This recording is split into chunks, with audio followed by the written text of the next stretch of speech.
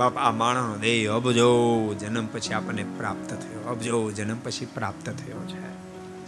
માત્ર ને માત્ર પ્રભુને પામવાને માટે ઠાકોરજી માણસનો દેહ આપ્યો છે. રખેન ખોટી ટ્યાનુપમાં ચડી ગયા. માણસનો દેહ કેવો મોંઘો મળ્યો એ વેડફાઈ જાય.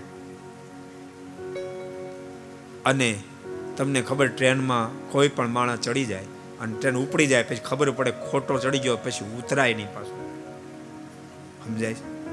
હવે ઘડીક 2-5 કિલોમીટર પછી ટ્રેન ઊભી રહે તો ઉતરી જાય, પણ હવે 200-500 કિલોમીટર તો ઊભી ન રહે. જિંદગી પૂરી થઈ જાય ત્યાં સુધી ટ્રેન આપણી ઊભી ન રહે. ઉતરીને શું લેવાનું પછી કહો? માટે ડાહ્યા પુરુષો ભગવાનમાં ખૂબ પ્રીતિ કરશો. ભગવાન જ પ્રેમ કરવા જેવું પાત્ર છે.